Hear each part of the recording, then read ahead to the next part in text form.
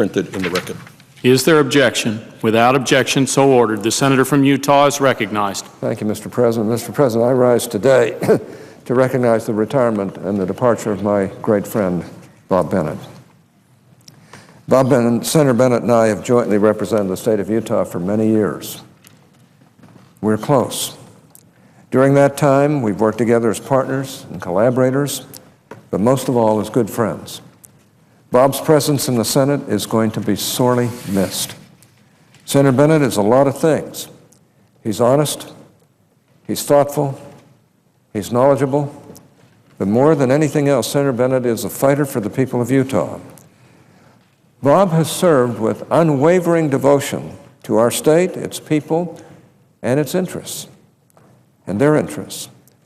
Throughout his 18 years in the Senate, the state of Utah has been foremost in Bob's thoughts, and I don't believe he's made a single decision that he didn't believe was in the best interest of our state and of our nation. Senator Bennett is the son of Francis and Wallace F. Bennett.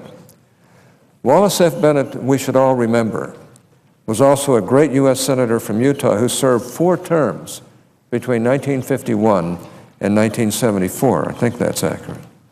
Bob is also the grandson of Heber J. Grant, the 7th president of the Church of Jesus Christ of Latter-day Saints.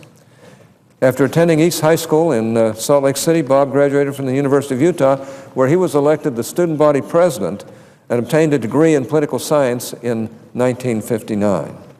His first political job was managing his father's 1962 successful re-election campaign. Bob then spent several years working as a Mormon chaplain in the Utah Army National Guard before becoming the chief congressional liaison at the U.S. Department of Transportation.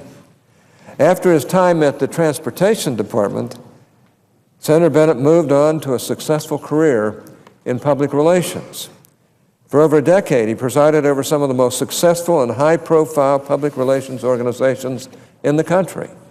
He became well known for his hard work, his leadership ability, and his entrepreneurial prowess.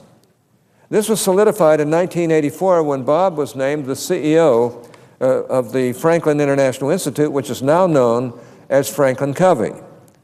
Franklin Covey is now one of the premier personal and organizational effectiveness firms in the world. The products and services provided by the company impact literally millions of people every year. But when Bob joined the company, it had only 4 employees. During his tenure, that number grew to over 1,000, and by the time he left to run for the Senate, the company was listed on the New York Stock Exchange.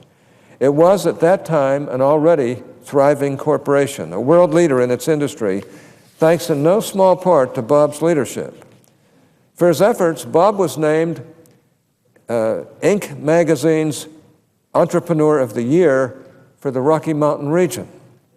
Bob was elected to the Senate in 1992 after a hotly contested Republican primary and a hard-fought general election. His father, once again, the great Senator Wallace F. Bennett, lived just long enough to see his son win election and serve in the Senate for almost a full year. I know that must have been a great source of pride for the senior Senator Bennett and his family. Over his 18 years in the Senate, Bob has continued to demonstrate sound judgment and strong leadership. Republican senators have considered him a trusted resource when it comes to strategy and policy. He has been a consistent resource for those who seek thoughtful answers to difficult political questions. For these reasons, among others, Bob has served on the leadership teams of our current minority leader, Senator McConnell, as well as his predecessor, Senator Bill Frist. While he is more well-known for his quiet, contemplative demeanor, Senator Bennett has always been an outstanding orator. He comes often to the floor to discuss various issues at length, rarely reading from notes and almost never skipping a beat. His contributions to our debates here in the Senate have always been very valuable, and I think people on both sides of the aisle will acknowledge that and have appreciated the type of advocacy that he has brought to the floor of the Senate. Always courteous, always well thought out, always reasonable, and always, in my opinion, right. As I mentioned before, I know of few senators who can match Senator Bennett's commitment to the people he represents. Every single person in the state of Utah has benefited from the work of Senator Bennett.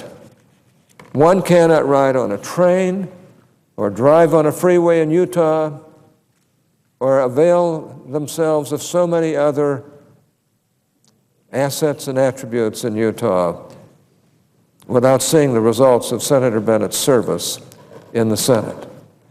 Our state has seen a lot of growth in recent years due to the expansion of our population and the fact that more and more companies have recognized that Utah is a great place to do business. Utah's infrastructure has, for the most part, been able to keep pace with the rapid growth, thanks in large measure to the work of Senator Bennett. I will miss working with Senator Bennett to help the people of our state, but I will miss him more as a friend. Mr. President, Bob and his wonderful wife, Joyce, and she's been a tremendous companion to him, a tremendous helpmate to him over these years. They've been married for 48 years. They have 6 children and 20 grandchildren. I know that every one of them is proud of the great service Bob has rendered to his country in the U.S. Senate, and they should be. I, too, am so pleased and proud of my friend Senator Bennett, and I am certain that Bob will be successful in any endeavor he chooses in the future upon leaving the Senate. Bob Bennett is a wise counselor. He is a truly honest man. He cares for the people he represented, but everybody in this country and many people throughout the world. He lives his religious beliefs. Other than family, I can't compliment him, anybody, any more than that. He lives his religion. He's exemplary. He's one of the most thoughtful people I have ever known. I value his friendship and I value his advice, and I've valued it over these years that we've served together. He's always been a serious and productive leader who also has a tremendously great sense of humor. After all is said and done, he is a great father, grandfather, husband, and friend, just to mention a few. Bob will be successful in whatever he chooses to do. He's a good man, and I personally will miss him. I think everybody in the Senate will miss him. And I believe it's safe to say everybody in Utah will miss him as well. Some more than others, but nevertheless, if they look at his record and they look at the things that he's done for our state and for our people, they're going to thank God that Bob Bennett was a senator for 18 solid years.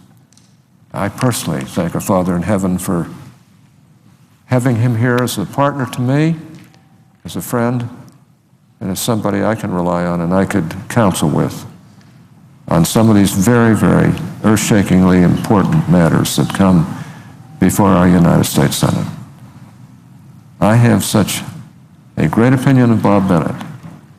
I don't think even he has known, maybe not till today, how great that opinion has been. I think the world of him. I love him as a human being, and I wish him the very best, he and his family. With that, I yield the floor. Mr. President. Senator from Utah is recognized. Mr. President, I am embarrassed and humbled and gratified by the comments of my senior colleague, Senator Hatch. My wife has said, by virtue of our retirement from the Senate, it's a little like going to your own funeral. You're hearing all of the eulogies, but you're still alive. And we indeed are planning a significant life and activity after the Senate. I will have more to say about that at some other time, but I want to express my gratitude to Senator Hatch for the kind words that he has spoken, but more importantly, for the relationship that we have developed in the time we've served together. We did not know each other very well prior to my running for the Senate. He was a senator off in Washington. I was a businessman in Utah. We had little occasion to see our paths cross and become acquainted. So one of the things that I will treasure the most out of my experiences here in the Senate has been the opportunity to come to know Orrin as a friend, as a dedicated legislator and a role model and mentor. He has guided me many times when I needed some guidance. We have disagreed sometimes when that was appropriate, given our particular positions on an issue or two. But always, I've been able to look to Orrin Hatch as a mentor, a friend, someone upon whom I could depend. In the recent election, when there were those who were suggesting that maybe Orrin should distance himself from me for his own political benefit, I'm gratified by the fact that he not only refused to do that, but to the very end did everything he could throughout the state to see to it that I was triumphant in that election. Turned out I was not, as far as the convention was concerned, but elections and conventions are not the be-all and end-all of life. And I will go on to other activities, but I will hang on to my friendship with Orrin Hatch and continue my respect and love for him in the years to come. With that, Mr. President, I yield the floor and suggest the absence of a quorum. The clerk will call the roll. Mr. Akaka.